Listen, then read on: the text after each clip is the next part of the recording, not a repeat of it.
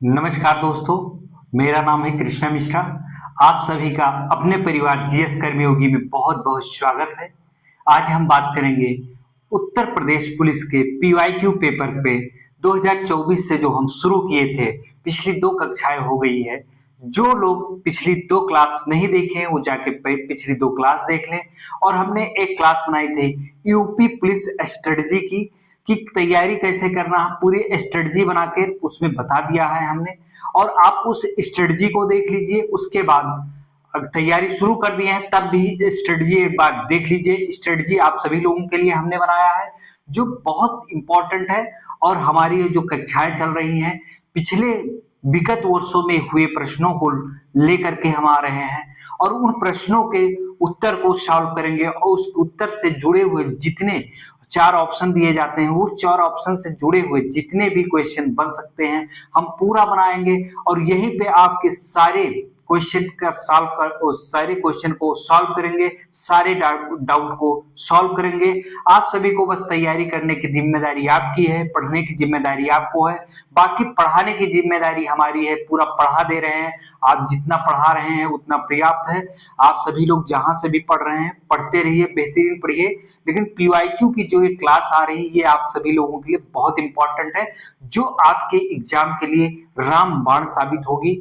जिसका पीवाईक्यू पे पकड़ मेरे दोस्त सबसे अच्छा होगा, उसकी उसका पेपर बहुत अच्छा होगा। तो आप सभी लोग पीवाईक्यू सेशन को मिस ना करें। खाकी वर्दी सीरीज के नाम से हमारी ये जो क्लास चल रही है, इसका नाम है खाकी वर्दी सीरीज। ठीक है, खाकी वर्दी सीरीज जो है वो आपके तैयारी में 4 चांद लगाएगी। तो आइए, आपका बिना टाइम वेस्ट किए हुए हम सीधे अपने क्वेश्चन पे पहुंचते हैं।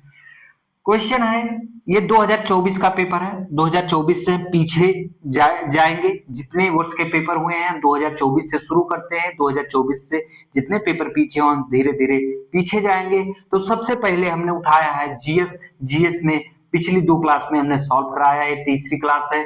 उसके बाद हम पूरे सेशन को सॉल्व करवाते चलेंगे। और आप सभी लोगों की जिम्मेदारी है मेरे दोस्त, कि आप सभी लोग बेहतरीन पीवाईक्यू पे पकड़ बना के और सॉल्व करते रहें। आइए बात करते हैं संयुक्त राष्ट्र संघ। संयुक्त राष्ट्र संघ, ठीक है, जनसंख्या कोष, यानी कि संयुक्त राष्ट्र जनसंख्या कोष क्या कहा गया है? संयुक्त राष्ट्र जनसंख्या कोष, यूएनएफपीए का मुख्यालय कहां पे है मेरे दोस्त याद रखना। इस मुख्यालय के कितने अंग हैं? 6 अंग हैं। कितने अंग हैं? 6 अंग हैं। पूछा जाएगा इस मुख्यालय के कितने भाग हैं? 6 भाग हैं या 6 अंग हैं? अंग ही ज्यादातर पूछा जाता है कह के। और संयुक्त राष्ट्र जनसंख्या कोष का मुख्यालय कहाँ पे है? तो ये आपका मुख्यालय जो है ये न्यूयॉर्क में है। न्यूयॉर्क कहाँ पे है? न्यूयॉर्क उत्तरी अमेरिका में है। न्यूयॉर्क कहाँ पे है? अमेरिका में है। अमेरिका देश में न्यूयॉर्क एक सिटी है। वही न्यूयॉर्क सिटी में संयुक्त राष्ट्र जनसंख्या कोष का मुख्यालय है। इसकी स्थापना कब की गई थी मेरे दोस्त? 1969 यानी कि 1969 में इसकी स्थापना की गई थी। कब इसकी स्थापना की गई थी एक बार फिर जान लेते हैं। 1971 में इसकी स्थापना की गई थी। फिर आइए जानते हैं, ये न्यूयॉर्क में है इसका मुख्यालय। लेकिन हम वाशिंगटन डीसी इस ऑप्शन में मिल रहा है, अगर हमें वाशिंगटन डीसी, तो हम वाशिंगटन डीसी के बारे में जानकारी लेते हैं। वाशिंगटन डीसी जो है वो संयुक्त राज्य अमेरिका की राजधानी है। क्या है? संयुक्त राज्य अमेरिका की राजधानी है। यूनाइटेड स्टेट ऑफ अमेरिका की कैपिटल वाशिंगटन डीसी है। यूनाइटेड स्टेट ऑफ अमेरिका की जो कैपिटल है वो वाशिंगटन डीसी है, यानी कि जो उसकी राजधानी है संयुक्त राष्ट्र अमेरिका की, वो वाशिंगटन डीसी है। जिनेवा में क्या है? जिनेवा में विश्व न्यायालय संघ का जो विश्व न्यायालय संघ है उसका मुख्यालय कहाँ पे है? जिनेवा में है मेरे दोस्त। ठीक है, याद रखना कुछ चीजें, जैसे मैंने बताया कि Washington DC United state of America, ठीक है, उसकी कैपिटल है। तो मैंने यहाँ पे लिखा नहीं है, ये नोट करना पड़ेगा आपको। ये सारी चीजें आपको नोट करना पड़ेगा। हमने बताया जिनीवा में संयुक्त अंतरराष्ट्रीय अंतरराष्ट्रीय संघीय न्यायालय का मुख्यालय कहाँ पे है? जिनेवा में है। ये सब आपको याद करना पड़ेगा। ठीक है, स्वर्ण, ठीक है, स्वर्ण क्रांति यानी कि गोल्डन गोल्डन क्रांति जो है का संबंध किस उत्पादन से है? जो स्वर्ण क्रांति हुई है, जो स्वर्ण क्रांति है, इसका संबंध किससे है? यानी कि गोल्डन, ठीक है, गोल्डन क्रांति का संबंध किस उत्पादन से है? दाले से, बहुमूल्य खनिज से, कि बागवानी और शहद से, कि जूट से? इसका संबंध किससे है?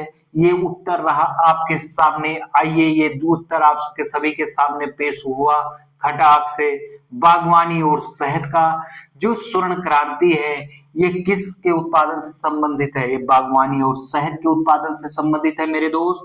बागवानी का उत्पादन जो है किससे संबंधित है? शहद और बागवानी से है, और इसका संबंध गोल्ड स्वर्ण क्रांति का फलों के उत्पादन से है। तो यहाँ पे अगर बागवानी शहद और फलों को दिया होता तब भी यही उत्तर होता, और बागवानी और शहद दिया है तो यही उत्तर होगा। फिर आइए हम जानते हैं कि इसकी शुरुआत कब हुई। इसकी शुरुआत जो हुई थी भारत की परिप्रेक्ष्य में हम बात कर रहे हैं, ठीक है। भारत में इसकी शुरुआत 1991 से 2003 यानी कि 1991 से 2003 तक इसका गोल्डन क्रांति चली थी। कब से? 1991 से 2003 तक। इसके जनक कौन थे मेरे दोस्त? नोट्स में लिख लेना, मैंने यहाँ पे इसीलिए लिख दिया है कि कहीं आपकी हिंदी गलत ना लिख दो, इसीलिए हमने लिख दिया है, क्योंकि इनका नाम जो है वो कठिन है, तो इसलिए इनका नाम हमने लिख दिया है। इनका नाम है निरपख टूटेज, ठीक है। इसके जनक कौन थे? अगर पूछा जाए स्वर्ण क्रांति का जनक कौन था या स्वर्ण क्रांति के जनक कौन है, तो निरपख, ठीक है, निरपख टूटेज है। कौन है? निरपख टूटेज है, इनका नाम है निरपख टूटेज। ये स्वर्ण क्रांति के जनक हैं, बार बार बता रहे हैं। ये 1991 से 2003 चला था, और भारत सरकार द्वारा, ठीक है, हम बात करते हैं भारत सरकार द्वारा 2005-6 में राष्ट्रीय बागवानी मिशन की शुरुआत की गई थी। आप सभी लोग नोट कर लीजिएगा। भारत सरकार द्वारा वर्ष 2005-6 में राष्ट्रीय बागवानी मिशन की शुरुआत की गई थी मेरे दोस्त। कब की गई थी राष्ट्रीय बागवानी की शुरुआत? कब की गई थी? वहां पे ऑप्शन में अगर दे देता है 2005-6 तो 2005-6 मार देना, ठीक है, यही सही होगा। कब की गई थी याद रखना, ये सब चीजें बहुत इंपॉर्टेंट है, इसलिए बार बार हम बता रहे हैं। ये पूछा गया कांगो घाटी किस महाद्वीप में, ठीक है। कांगो घाटी देश नहीं पूछा गया है मेरे दोस्त, क्या पूछा गया है? महाद्वीप पूछा गया, सॉरी, महाद्वीप पूछा गया है। कांगो घाटी किस महाद्वीप में पाई जाती है? तो कांगो घाटी जो है एशिया में है, कि ऑस्ट्रेलिया में है, कि उत्तर अमेरिका में है, कि अफ्रीका में है? कांगो घाटी जो है वो अफ्रीका में है। ये कांगो घाटी जो है ये कांगो नदी में, नदी के आखिरी छोर पे पाई जाती है। कांगो नदी जो, कांगो घाटी जो है कांगो नदी में, जो कांगो नदी है इसको जायरे नदी के नाम से भी जाना जाता है। किसके नाम से जाना जाता है? जायरे नदी के नाम से जाना जाता है। अगर पूछा जाता यहाँ पे कि कांगो घाटी किस नदी पे है, अगर कांगो नदी ना दिया होता, जायरे नदी दिया होता, तो जायरे ही सही होता। उसका नाम जायरे नदी है या कांगो नदी है, ठीक है। कांगो नदी, कांगो घाटी जो है कांगो नदी के आखिरी छोर पे पाई जाती है। ये अफ्रीका महाद्वीप में है। कहाँ पे है? अफ्रीका महाद्वीप में है। कांगो नदी जो है, ठीक है, कांगो नदी जो है भूमध्य रेखा को 2 बार काटती है, ठीक है। याद रखना मेरे दोस्त, क्या कहा गया है? तो अगर पूछा जाए अफ्रीका की कौन सी नदी भूमध्य रेखा को 2 बार काटती है, तो वो होगी कांगो नदी। हमने यहाँ पे इसीलिए लिख दिया है, नोट्स में लिख लेना आप अपने। भूमध्य रेखा को 2 बार काटती है कांगो नदी, ठीक है, नोट कर लेना। फिर हम बात करते हैं भारतीय संविधान के किस, क्वेश्चन नंबर 4 पे आते हैं। भारतीय संविधान के किस अनुसूची में अनुसूचित क्षेत्रों और अनुसूचित जनजाति क्षेत्रों के प्रशासन और नियंत्रण के संबंध में प्रावधान किया गया है? ये कहा गया है कि भारतीय संविधान में जो अनुसूची दी गई है, आप सभी लोगों को पता होगा, जो शेड्यूल नंबर है वो 12 है। भारत के संविधान में जो टोटल अनुसूचियां हैं वो 12 दी गई हैं, 12 अनुसूचियां हैं। हम यहीं पे लेंगे अभी कि 12 अनुसूचियों में क्या क्या है। तो हम सबसे पहले ये जानेंगे, जो हमारा क्वेश्चन पूछ रहा है आंसर, सबसे पहले तो हम उसका आंसर देना है हमें। भारतीय संविधान के किस अनुसूची में अनुसूचित क्षेत्रों, अनुसूचित जनजातियों के प्रशासन और नियंत्रण के संबंध में प्रावधान है? ये किस अनुसूची में है? आप सभी लोग इसका उत्तर दीजिए। पांचवी अनुसूची, चौथी अनुसूची, सातवीं अनुसूची, छठी अनुसूची, ये कौन सी अनुसूची में है? इसका जो है जिक्र किया गया है पांचवी अनुसूची में। कौन सी अनुसूची में? पांचवी अनुसूची में। यहीं पे हम जान लेते हैं, ठीक है। छठवीं अनुसूची में किसकी बात की गई है? जब हम क्रम वाइज पढ़ रहे हैं तो हम क्रम वाइज पढ़ लेंगे। छठवीं अनुसूची में किसकी बात की गई है? छठवीं अनुसूची में असम, मेघालय, मिजोरम और असम, मेघालय, मिजोरम और कौन कौन सा? असम, मेघालय, मिजोरम और एक राज्य में और बता रहा हूं, थोड़ा याद नहीं आ रहा है।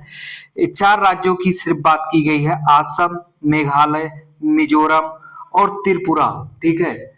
त्रिपुरा, इन 4 राज्यों के शासन प्रशासन के बारे में बात की गई। कौन कौन से? असम, ठीक है, असम, मेघालय, मिजोरम, ठीक है, मी से मिजोरम, ती से त्रिपुरा, ये 4 राज्यों के शासन प्रशासन के बारे में बात की गई है। फिर हम सातवीं अनुसूची के बारे में जानेंगे। सातवीं अनुसूची में क्या बात की गई? सातवीं अनुसूची में ये बात की गई है, हम सातवीं अनुसूची में आप सभी लोग जानेंगे कि केंद्र सूचियों का, अनुसूचियों का वर्णन किया गया है। संघ सूची, इसमें जो सातवीं अनुसूची है उसमें सूचियों की बात की गई है। उसमें संघ सूची है, राज्य सूची है, समवर्ती सूची है। 3 अनुसूचियों की बात की गई है। किसमें? सातवीं अनुसूची में जो है वो 3 अनुसूचियों की बात की गई है। वो है संघ सूची, राज्य सूची और समवर्ती सूची, ठीक है। संघ सूची पे संघ का पूर्ण अधिकार है, राज्य सूची में राज्य का अधिकार है और कुछ मामलों में केंद्र का भी उस पर अधिकार है। और जो समवर्ती सूची है उस पर केंद्र का अधिकार अधिकतर है और कुछ अधिकार उस पर राज्यों का भी माना गया। कुछ सुधार राज्य भी प्रस्ताव कर सकते हैं, ठीक है, सुधार करने के लिए। हम बात करेंगे अब चौथी अनुसूची की। चौथी अनुसूची में किसकी बात की गई है?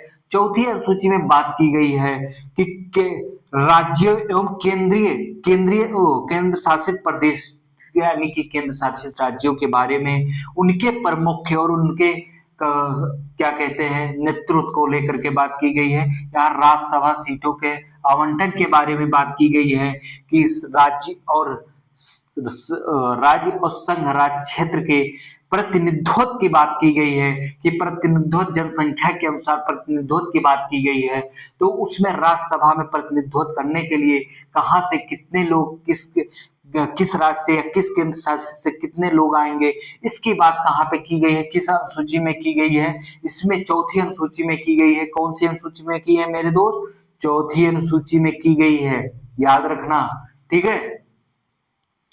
फिर हम अपने अगले क्वेश्चन पे पढ़ते हैं। हम यहाँ पे 12 अनुसूची की बात जब हम पॉलिटी आपको पढ़ाएंगे तो पूरी कर देंगे, ठीक है।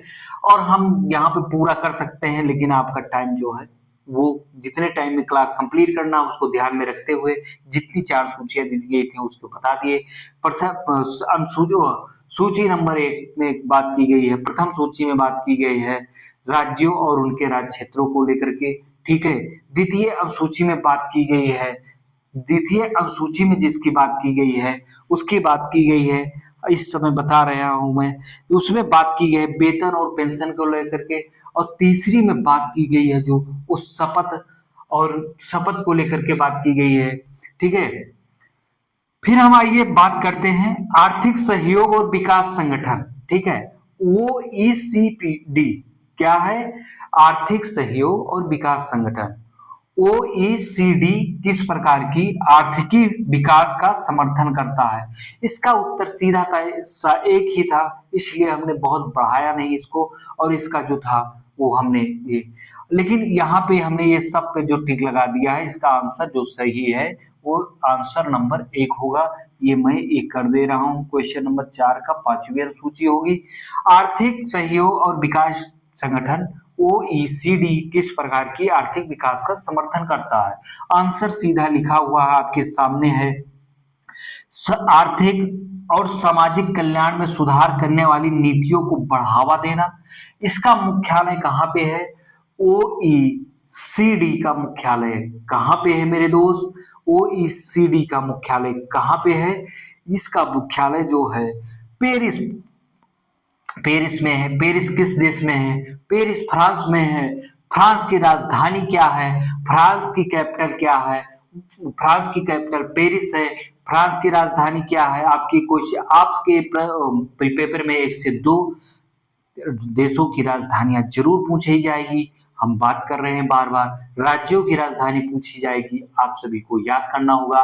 तो यहीं पे हम याद कर लेते हैं कि OECD का मुख्यालय जो है पेरिस में है। इसकी स्थापना कब की गई थी? 1961 में की गई थी, यानी कि 1961 में की गई थी। और पेरिस जो फ्रांस की राजधानी है, ठीक है, फ्रांस की कैपिटल जो है पेरिस है।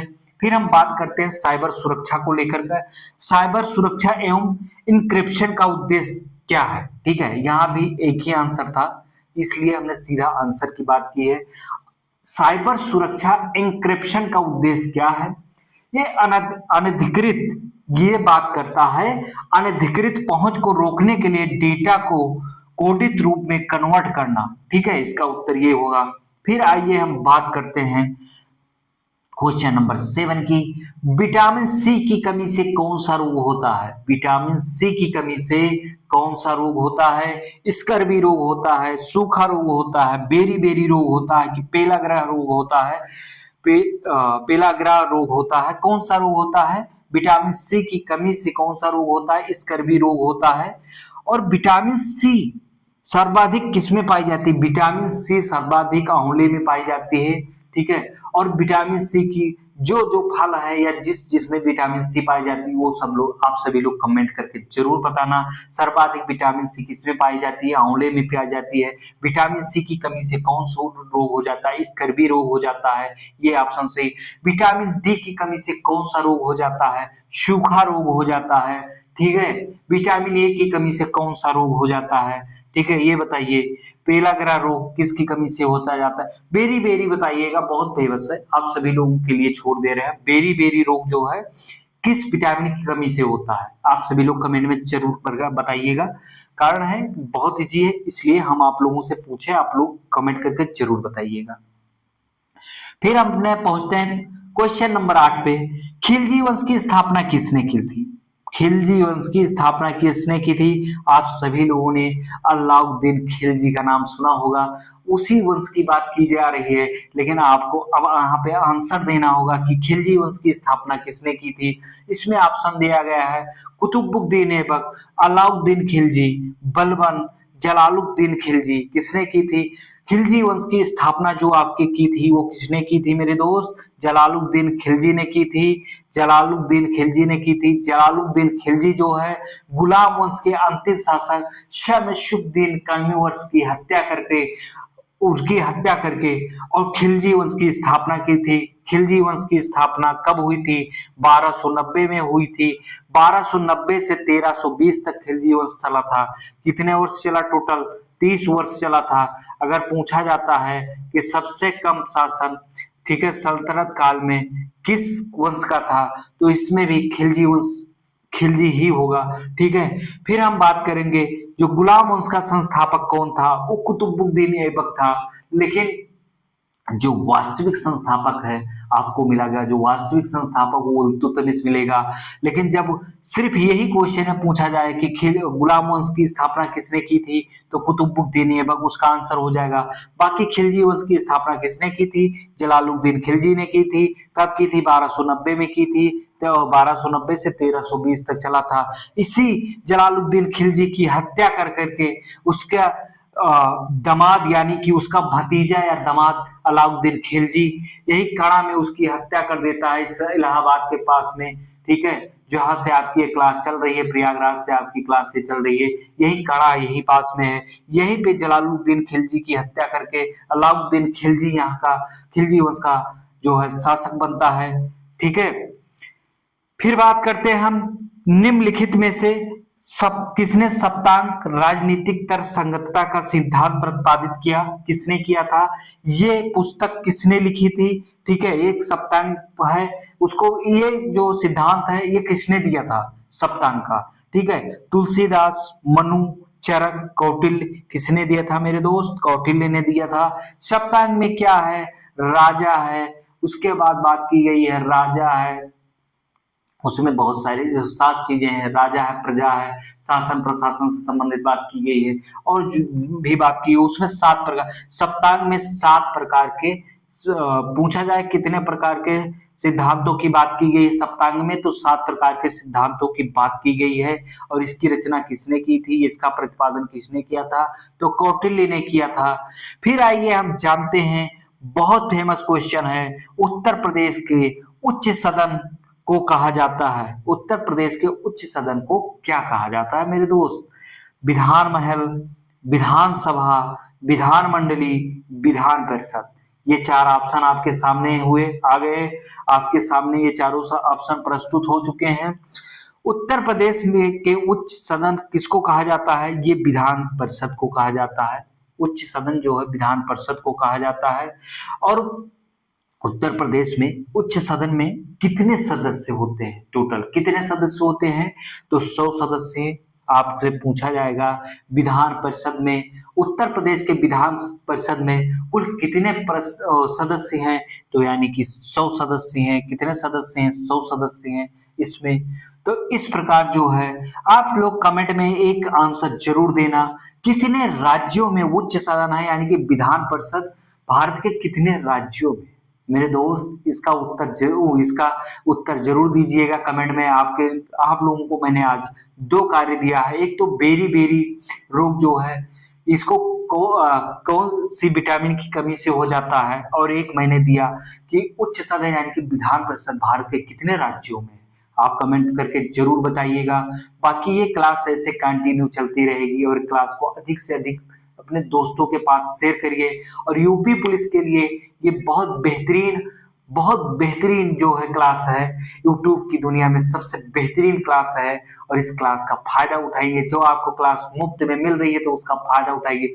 पूरा पीवाईक्यू इतने बेहतरीन तरीके से आपको सॉल्व करवाया जा रहा है, इसका फायदा उठाइए।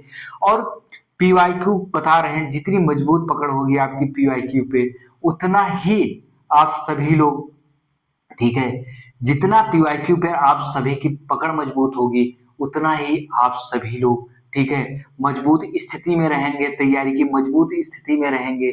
बाकी फिर हम अब चलते हैं, आपको अगले सेशन में मिलेंगे, तब तक के लिए जय हिंद, धन्यवाद।